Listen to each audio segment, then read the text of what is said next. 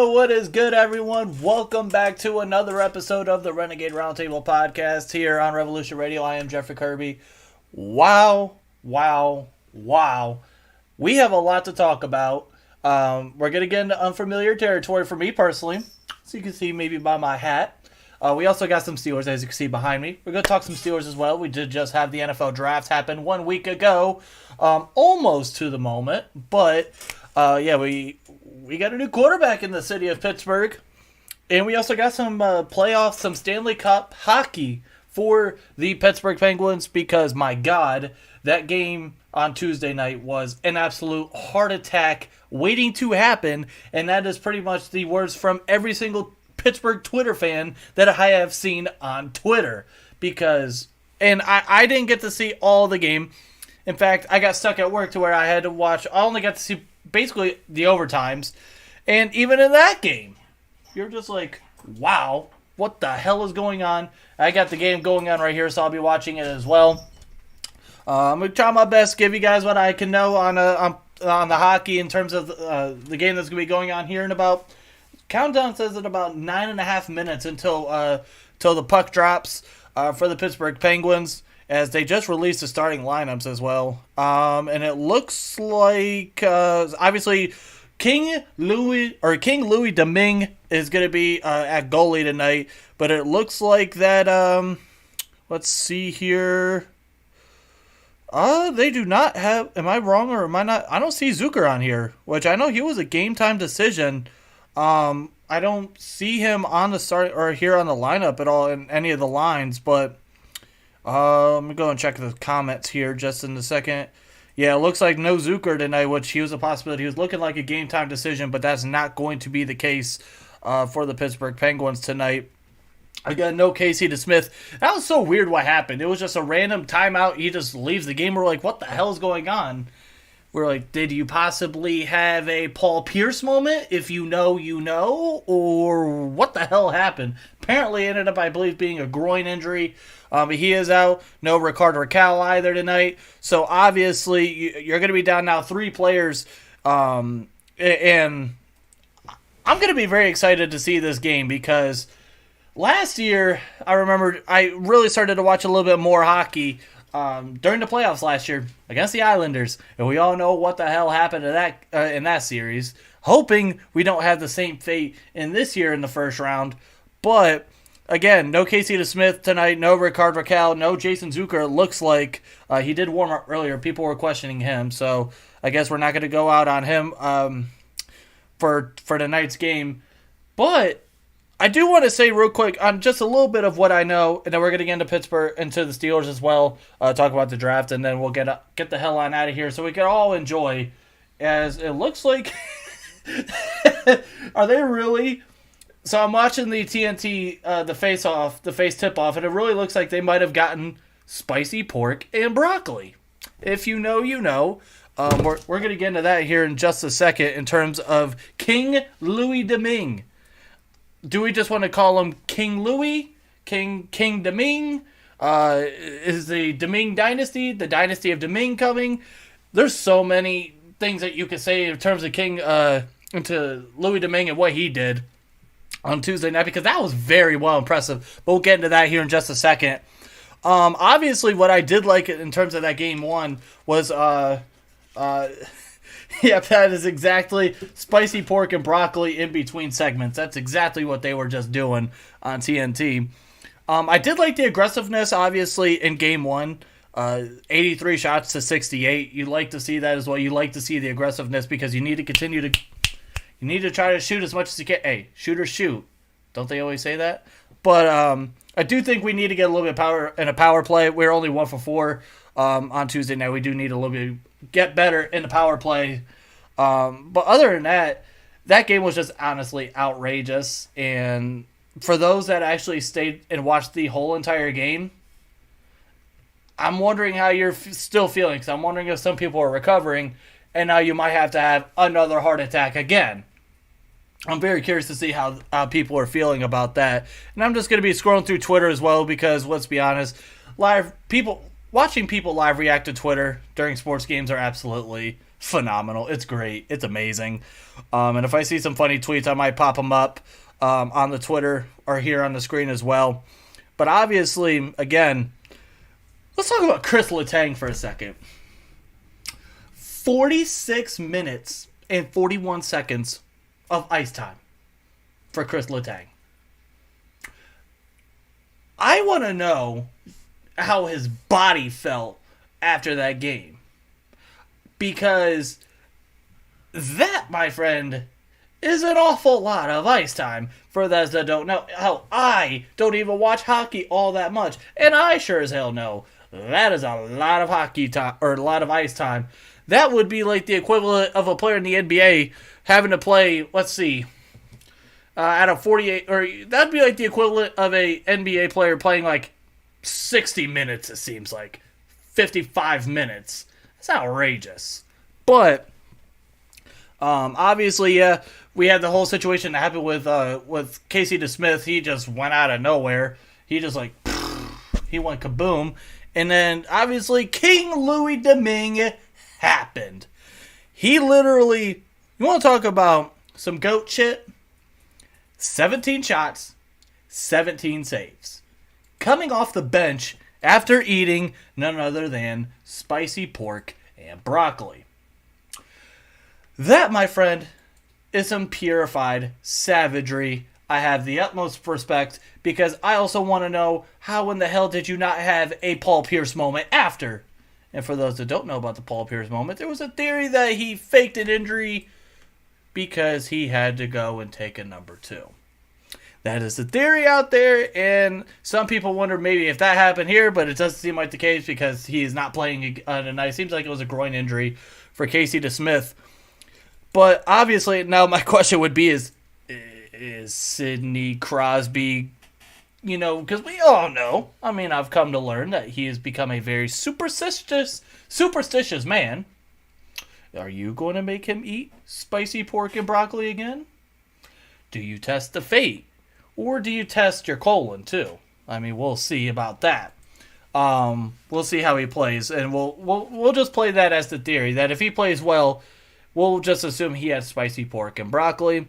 And at that point, you might as well just find a place to go get a sponsorship deal because why the hell not? Obviously, one thing that we've known, one thing that was interesting that I did hear today was from Mike Sullivan. He talked about Louis Domingue for a minute, and he says he has a confidence that is infectious. And in these situations, you absolutely need that. When it comes to, I don't care what sport we're talking about, when it comes to the playoffs, whether you're talking about the MLB, whether you're talking about the NFL, the NBA, the NHL, the MLS, the National Tennis Championships, whatever the hell you want to call it, you have to have a confidence. And if you have people in your team that has that confidence, that is huge. Because that spreads like wildfire. And when you have that kind of positive and confidence energy spreading around that locker room, good things tend to happen.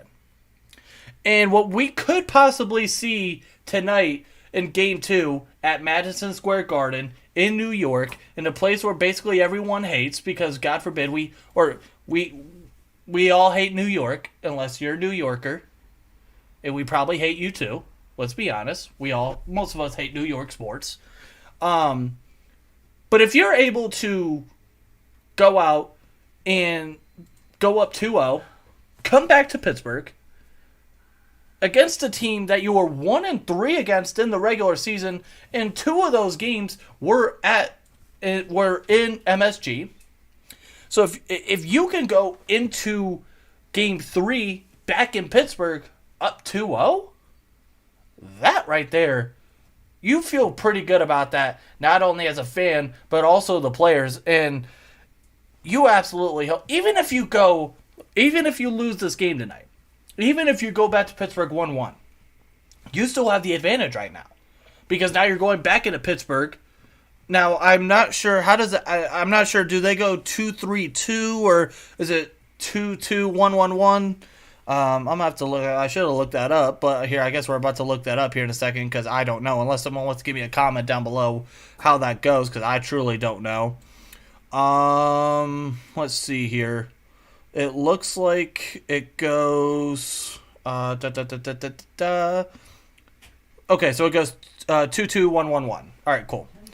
So obviously now, if you could go Saturday night versus New York up 2-0. You're going to feel phenomenal. And even if you don't, now you have the next two, I would feel pretty confident.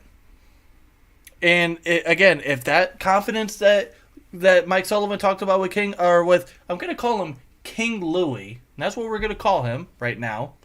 If King Louie can continue to spread that confidence that he has among everyone else, you should feel pretty damn good for yourself if you are a Penguins fan or just any of the players right now for the Penguins, because we've heard that this could possibly be the last dance. What that means after the season, we'll have to see. I'll be very curious to see what happens with that. But at the end of the day, as of right now, you just need to try to go out there and win one game at a time. And I'll be very, very interested to see what happens tonight, and I'm very excited for this game. Now, I want to get into Louis Domingue, King Louis, for a second. This is a huge game, as they just faced off. So the game is officially underway. Rangers did win the face-off there. If you're Louis Domingue here, you're 30 years old. You're on your sixth team.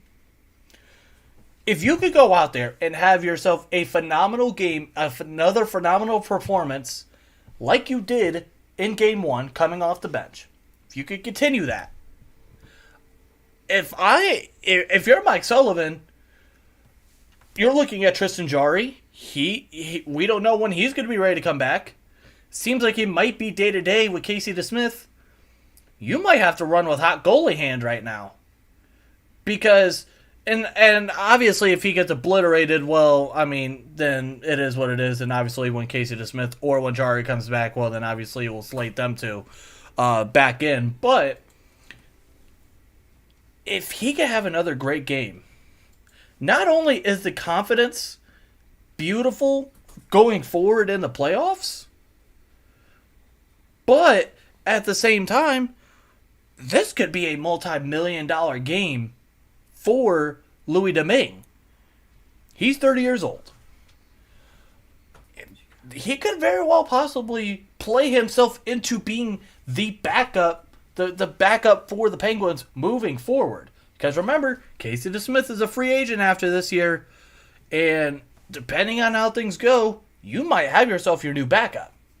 We'll have to see, because obviously Casey DeSmith, he could be hit or miss. And or if you're a King Louis Domingue, you very well possibly could go and end up being like Ryan Tannehill, go on to your 7th different team, but you could go and get yourself a starting job now. And goalie's one of those few positions in sports where it's like you're 30 years old, but you can still do this for 5-6 more years.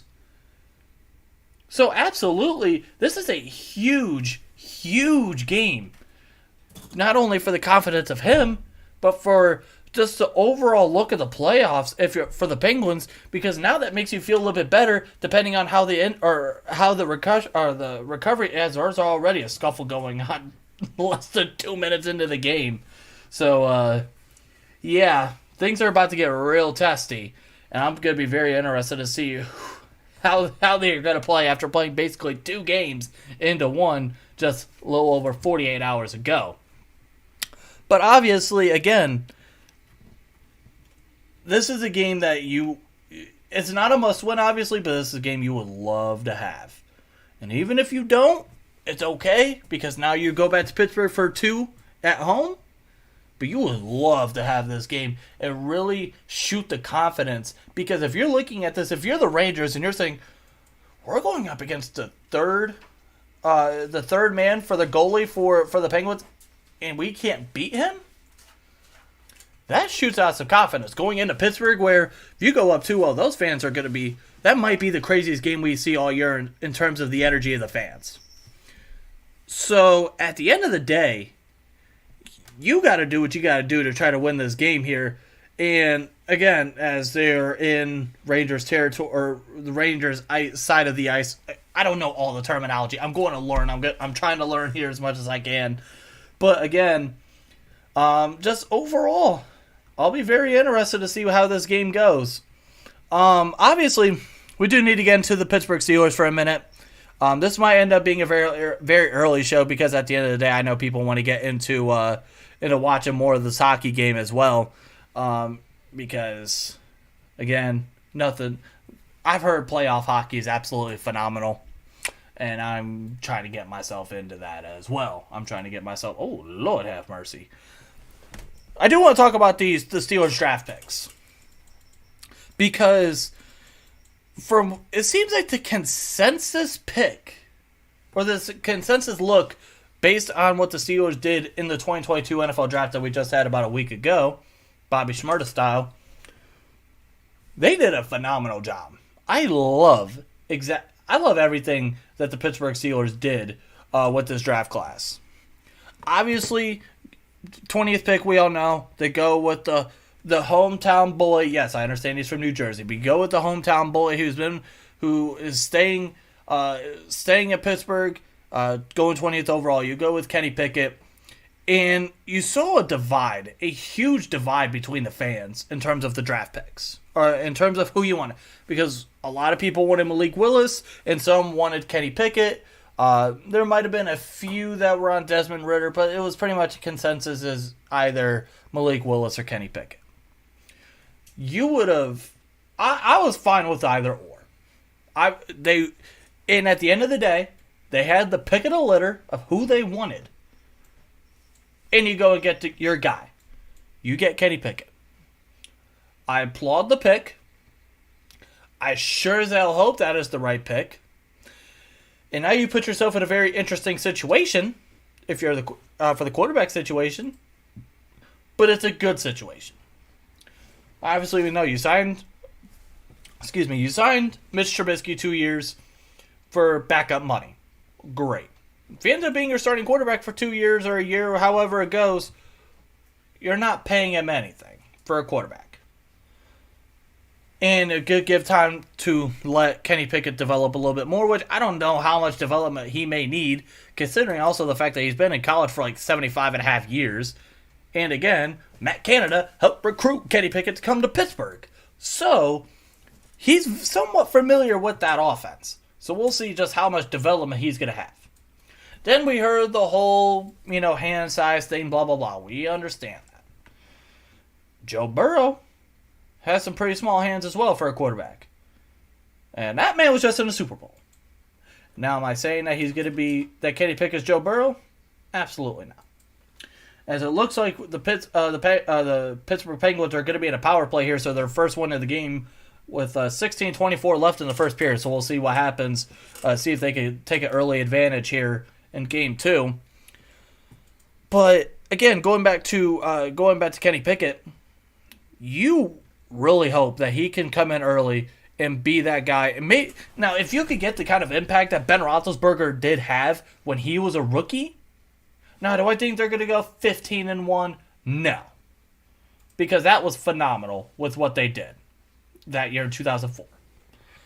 But if you can, especially with the way that division is now, with the way the AFC as a whole is, if you can make the playoffs, when you look at the AFC West, that all 4 teams have a legitimate shot to make the playoffs. You have Buffalo. You have Kansas City. Oh, we already mentioned that with the AFC West. You still have Buffalo. Everyone in the AFC North has a shot to make the playoffs. Baltimore, they had a phenomenal draft. Cincinnati, I like what they did in the draft and what they've done in free agency. Cleveland, we know their situation. And depending on how this thing goes with Deshaun Watson, they very well could make the playoffs as well, and that's the expectation for them. Pittsburgh is, right now, it seems like they're 4th on the totem pole. but by how much? That's a question that's going to be determined, and that's something that we're all going to be very curious to see. Going into pick 2, or the second round, pick number 52, the Pittsburgh Steelers go and get George Pickens, wide receiver from Georgia. And this was a pick that everyone seemed to be happy about. Now, you have to be it gives you a little cause to pause because we heard a little bit about character issues when it came to George Pickens. But for anyone who listened to the interview that he had with Missy Matthews on Steelers.com or on the Steelers YouTube channel, I loved all of what he said. And if you have yet, go and check that out. Free advertisement basically for them, even though they don't need it from me. He's another guy that if he could keep his head on straight, and there's not many better places in terms of culture that you would want to go to in terms of head coach than Mike Tomlin and the Pittsburgh Steelers. If he could keep his head on straight, you just added another weapon for whoever's set QB is going to be. And I am going to be very excited because now you have an offense of Deontay Johnson, which we'll see how that situation goes after this year. Chase Claypool. Now you get George Pickens, Pat Freiermuth, another draft pick that we're going to get into just here in a little bit. On top of having Najee Harris, and then whoever set QB is going to be again, who's going to be a younger QB who has some mobility and can throw the football more than 5 yards. Wow. And on top of that, an upgraded offensive line. It's up. I mean, it is upgraded. It's not, as of right now on paper, still not a top offensive line in the NFL, but it's a whole lot better than what it was. If that's the case, wow, you have to have a little bit of confidence in yourself if you're a Steeler fan. And I'm very excited to see what this young offense looks like. In the third round, this was one of my favorite picks in this draft. To Marvin Leal, defensive end from Texas A&M. This was a very, very good pickup. And again, this was a consensus pick that all of Steeler fans absolutely loved. You get him in the third round. This was a quote from Terrell Austin, the defensive coordinator. They said that they had a very nice grade on him, and the fact that he was sitting there was really surprising to all of us, and he was a no-brainer pick for us to choose him. And again, adding more depth. And again, remember, Cam Hayward's not getting any younger. Could end up being possibly a replacement for Stephon Tuitt. And even if Stephon Tuitt comes back, you just added another rotational piece to this defensive line that, when healthy, is going to make things a problem for quarterbacks and offensive lines. 12.5 tackles for loss and 8.5 sacks last year as a junior. Led both for the Aggies in both those categories. When I saw this pick happen for the Steelers, similar to a lot of other players or a lot of other fans for the Steelers, this pick was amazing. I was super excited, and I cannot wait to see the kind of potential that he has. This pick makes me, man, that pick makes me happy. Then you go in the fourth round. Then you go with a guy in Calvin Austin III from Memphis that is just an absolute speed demon. Now I'm actually kind of curious to see what his 40-yard dash is. Calvin Austin 40 time 4.32. So that is exactly what we needed. Was an absolute speedster, and that's exactly what you just got in Calvin Austin. So now you can stretch the field out. And on top of that, now you have a bunch of gigantic dudes. And again, George Pickens and Pat Freiermuth and Chase Claypool. wow, again, this is just adds another dynamic to this offense. And now, obviously, we all know how much of an impact is he going to have. I don't know. And he gives you special team abilities as well. Which, again, replacing Ray McLeod in terms of special teams, that was something that you're going to need. So you're going to see a lot of him in special teams in terms of kickoff returns and punt returns. But him as a receiver itself, I'll be very excited to see what he could do. See how much of an impact he can make. And almost anything that he could do for us on offense is an addition that you love to see. And I'm very excited to see what he does. Then, obviously, you don't have a fifth-round pick because I ended up going to, I believe, San Francisco for Ahkello Witherspoon, who ended up getting a new extension. So, I guess at the end of the day, that works out pretty well for you. Obviously, in the sixth round, you go ahead and get yourself you get another Hayward. So, at the end of the day, we got 4 sets of brothers now. You might as well... Just any brother set that there is, you might as well just bring them on. Hey, come on. Hey, Pittsburgh, Pennsylvania, we're the new city of brotherly love because apparently we love having brother groups in Pittsburgh, apparently. Obviously, Connor Hayward, you got him in the 6th round. Tight end, fullback, running back. He does it all, let's be honest. He can do it all. And it was ironic that a lot of people thought the Steelers took him just because he was Cam Hayward's brother. They shot that down and said, absolutely not. That was not the case. They loved what he can do.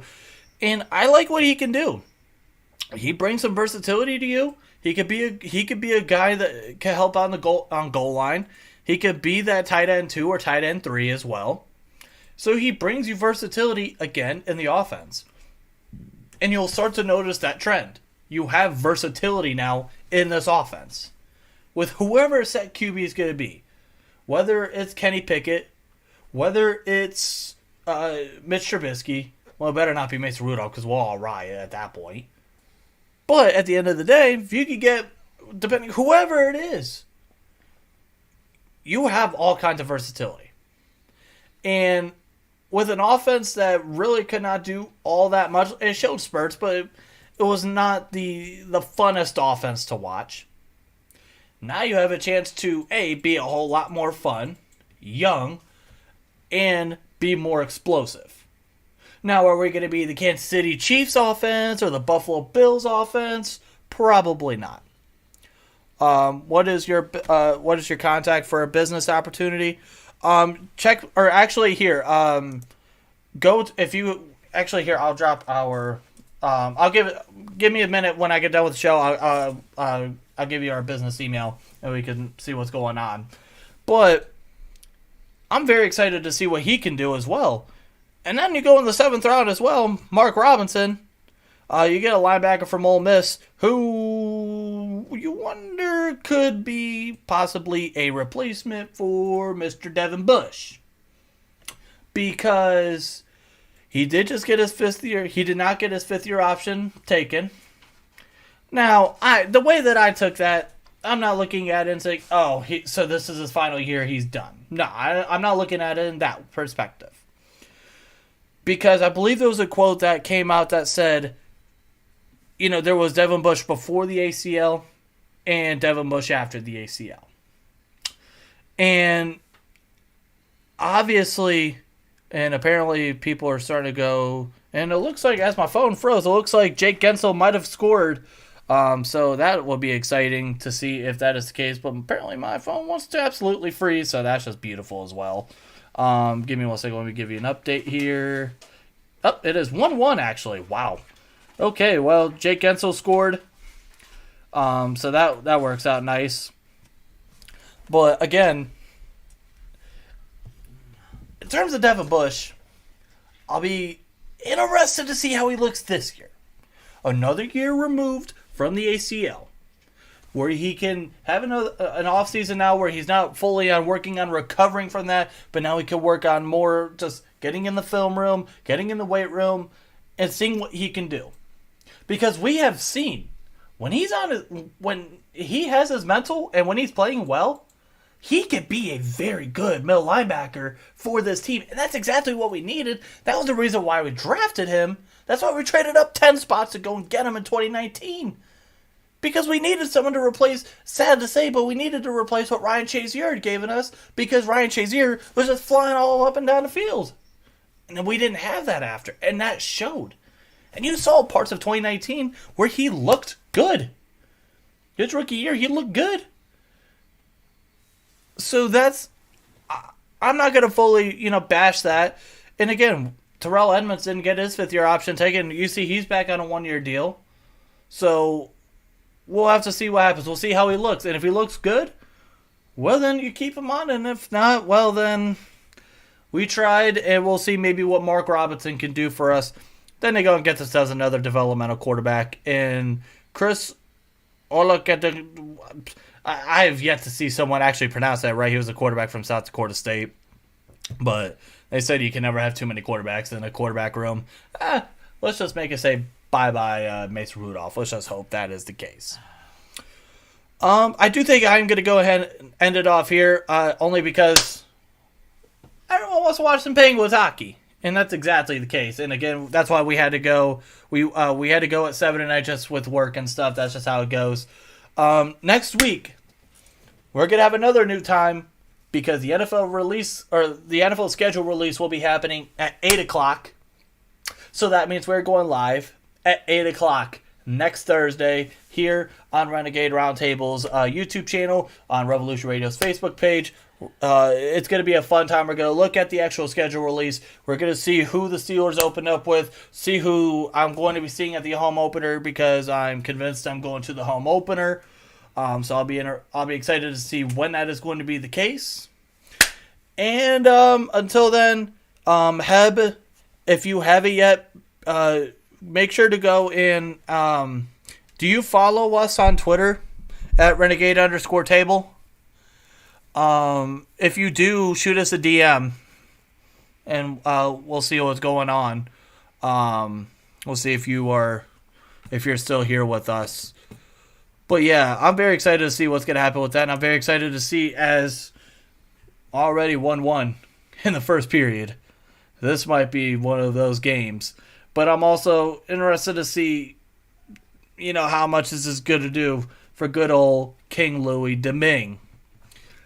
But until then, hope to see you guys again next week. Again, I'm sorry I haven't been posting as many videos. Work's just been absolute crazy. But until then, hope to see you guys in the next video or the next live stream. Again, remember, the Sunday is Mother's Day. Go and do something for your mother. Go and buy her some flowers. Take her out to dinner. Go do the laundry. Go do the dishes. Go do something for her. She is your mother, and you should, mothers are amazing. Well, until then, hope to see you in the next video or the next live stream. Stay safe, everyone. Let's go Pens. Let's go Steelers. And until then, peace out.